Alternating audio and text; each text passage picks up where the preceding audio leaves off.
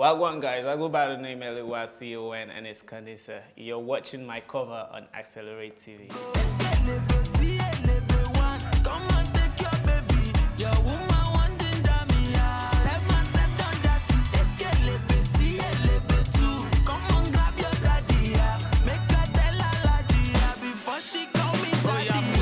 Tell us who you are and how does that differ from who people think you are? Who I am and how is it different from who people think I am? Well, I feel like for me, yeah, it's different because people watched me for a long while, so they kind of have a perception of the kind of person that I am.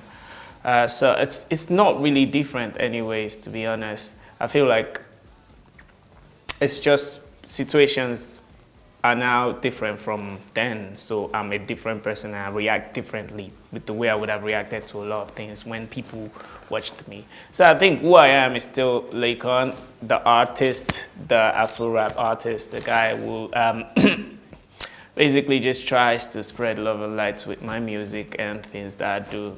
But it doesn't mean there's a lot of difference between who I am and who people perceive me to be. I feel like you can tell the kind of person I am through my music.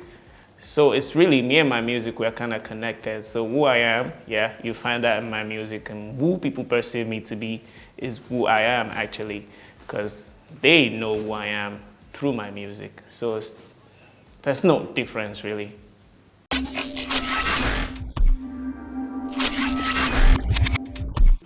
How would you describe your growth over the last 18 months? I mean, yeah, it's something I can't describe it honestly. It's just something I'm grateful for though. And it's been immense. It's been wonderful. I feel like, yeah, experiencing that kind of growth in that short period, it kind of allows you, I mean, for me, I think there's a lot more that I'm going to do and there's a lot more that I'm going to achieve. And yeah, the growth has been immense. It's been wonderful. I've learned a lot. I've experienced a lot of things within this 18 months. And I feel like, yeah, and I want to still continue growing. I want to still continue evolving, me and my fans, me and my people. And yeah, so it's very important for me to keep motivating myself and keep growing. So the growth has been wonderful, and I'm looking forward to more growth. When people look at you, what do you think makes them say you're a superstar? First of all, I am, yes, I am a superstar. And for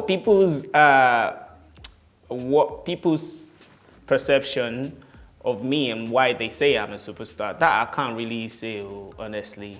But I do feel like, yeah, there's a lot of factors you look into. I mean, the fact that I put out an album that is charting in multiple countries worldwide, the fact that I did a lot of things that a lot of people wouldn't do within a short period, the fact that I've achieved a lot of things that most people wouldn't achieve in this short period. I feel, yeah, it's right. A lot of people have different reasons for calling me a superstar. Some might be because of the way I look good, you know what I mean?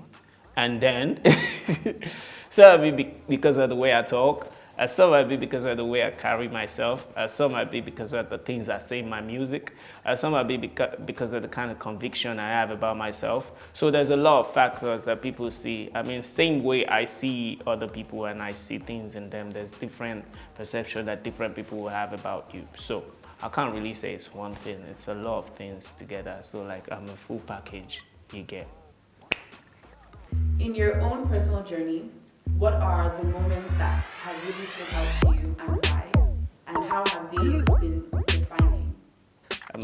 Plenty is many. I mean, when I rejected admissions to different schools just because I wanted to go to Unilag, that's one. When I lost my dad. When I graduated from Unilag, that's another one. When I put out my first EP as Young, Black and Gifted in 2016, that's one. When I got the opportunity to go study in Keele University in Newcastle, but I couldn't go because I did not get my transcript because NASU was on strike. That's another one. Yeah, I would say, yeah, also the day I lost my dad, because that day my brother was supposed to go for a Big Brother audition, but it couldn't go because I lost my dad that day. So yeah, that's also one. Because if he had gone, then I'm pretty sure stories might have been different. When I put out my Laycon EP, when I put out Fierce, when I decided to click on that link and go promote my EP, when I won the show, when I met my fans, my family, the icons, when I put out my album, Shall We Begin, when I performed for the Recording Academy, that's also huge. When I charted in multiple, there's a lot I could keep going on and on. They actually impacted me in a lot of ways, both positively mostly. And yeah, it's just looking forward. I want to experience more, and I want to grow more, and I want to enjoy my life. No stress. Did you always know you'd be successful? And are there times where you've doubted yourself? If yes, in what ways?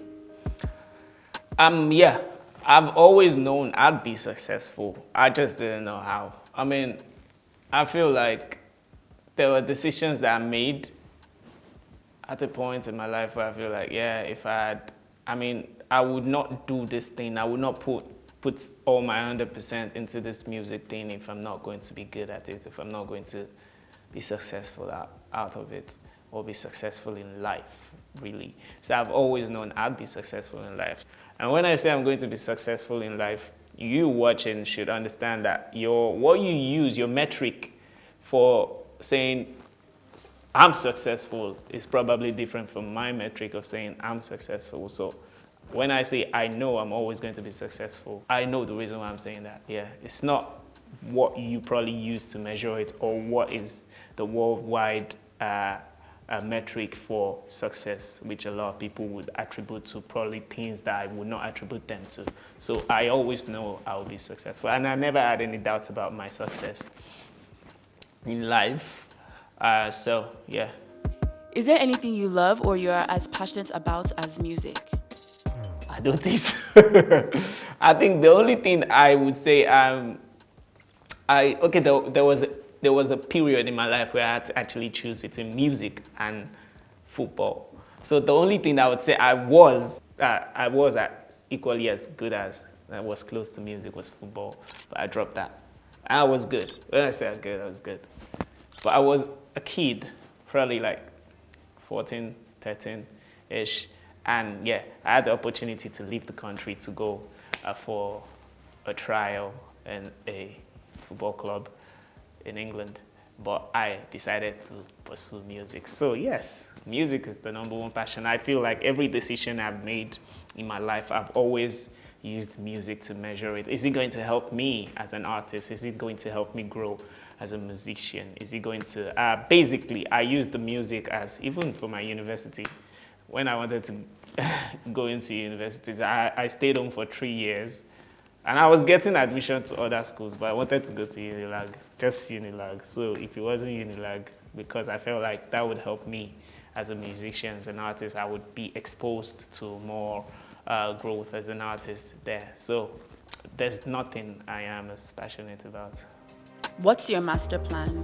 What is your ultimate dream? And do you think the environment you are in currently is helping you achieve that? I'm obviously not going to tell you guys, yeah? But wait, okay. My master plan, yeah, I've got a master plan. Is my environment helping me achieve that? Well, you're never going to get everything easily, really. So you need to just work.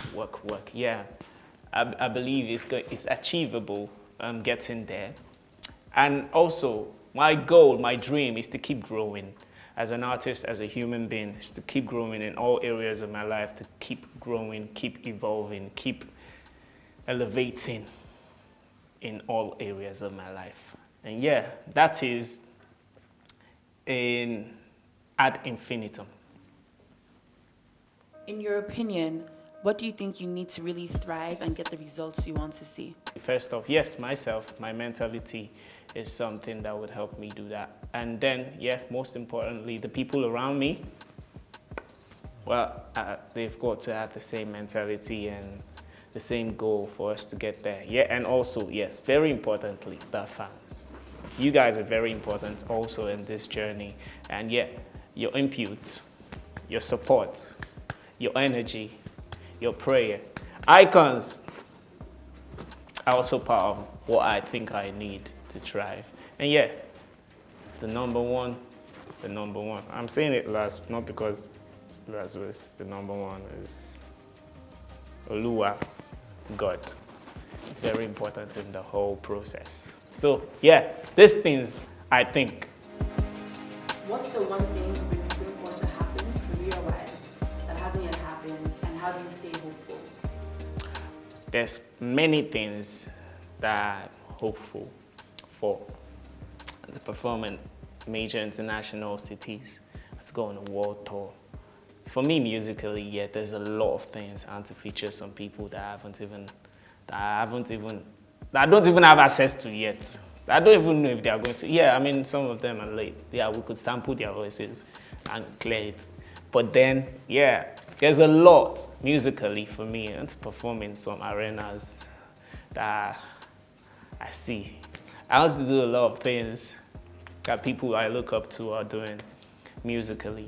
And yeah, I mean, there's a plan, and I know it's step by step, and I know it's something that I need to work hard for. So yeah, I'm hopeful that this thing will happen. And how I stay hopeful is also by knowing that just work. So I just need to keep working hard to get there, basically, and keep praying.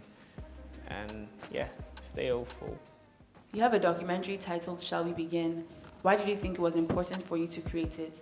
What have your fans learned about you since making it? And what have you learned about them? Okay, so I put out the documentary before I put out my album. I mean, yeah, we just recently uploaded it on YouTube, but the documentary came out, I think a week or a couple of days before the Shall We Begin album came out. And yeah, I mean, it's been a long journey within a short period, and it's just a lot has happened. And yeah, I feel like it was important for me to let them know my mindset as to why I created the album. The documentary was actually because of the album. And it was important for me to let everybody know why I created the album, my mindset, where my mind was at when I created the album, and what I want for myself with the album, and what I want for myself as an artist moving forward. And yeah, I mean, it lets you know if you listen to the album. Shall We Begin album, by the way, out on all platforms. Go check it out. If you listen to the album and you watch the documentary before you listen to the album, you listen to the album and you watch the documentary, either the two, you kind of understand where my mind is at and where I was at while I was creating the album and why I created the album. So basically, the Shall We Begin documentary was for the Shall We Begin album. And yeah, my fans did understand a lot. That's where you see them breaking down lyrics of songs from the album, and they attribute it to some things that I said in the documentary. It works like that. And what I learned about them is that they pay attention. They actually love for real. And I respect you guys a lot. I love you guys a lot. You guys are the best fan base in the world. I always say it, the icons.